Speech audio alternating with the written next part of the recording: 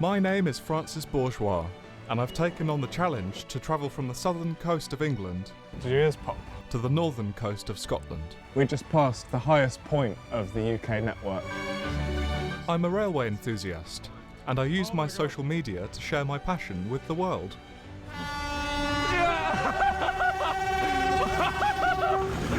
What a legend! I have 5.4 million followers in total. It's been a pretty wacky journey.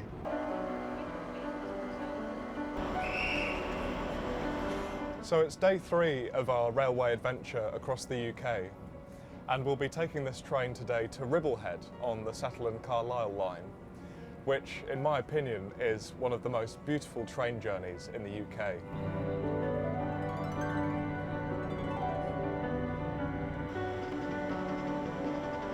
Francis, Hi. I know that face. Nice to meet you. I've seen your video many times. Larry Jones is an on-train tour guide covering the Settle to Carlisle Heritage Line in North Yorkshire. He is part of a volunteer group that offer free walks, trails and tours, mainly around the Ribblehead area, which is our next stop.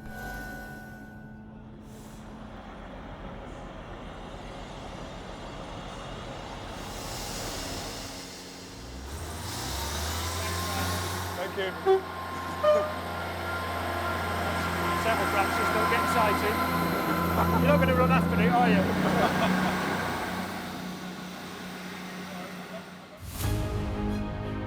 And this is why a lot of people stop here.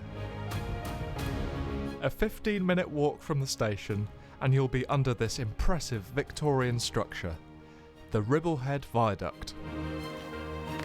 It's just staggering, isn't it? Oh, it's just amazing. You can only really make out how big it is by comparing it to the vans next to it. Exactly. 104 foot, 24 arches, a quarter of a mile long. During the 1980s, British Rail threatened to close the Settle to Carlisle line, mainly because the viaduct was crumbling and the cost to repair it was high for a line with dwindling passenger numbers. A 6-year-long campaign to save the railway eventually caused Parliament to intervene and banned it from closure. Nice to meet you. Nice to meet you too, see ya.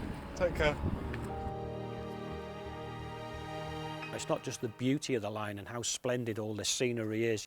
That would have been completely lost, and the community as well would have suffered as well, because obviously they depend on the line not just to travel places but for businesses as well. And now it's the local community that volunteer to maintain the stations along the line, as well as to encourage tourists to come. How does it feel to be able to help to preserve this part of British rail history? For me it's amazing that this line is just still running today, and there's 10 stations that all look the same. They're all what they call Midland or Derby Gothic red. Yeah. So they're all kept the same. We put the planters out with flowers in, keep them all looking, nostalgic, like they did in the Victorian era. And as an enthusiast, seeing how all of this has been preserved, it makes me feel a bit emotional, really. And you can actually stay here, can't you? Yeah, you can at many of the stations. These were all station masters' houses at each of the stations, and now they're all staycation properties that people can ring up and stay at. So. Oh, brilliant. The next train to arrive at platform 2. Well, it's time to finally travel over that beautiful viaduct. The Travel Show, your essential guide wherever you're heading. Every weekend on BBC News.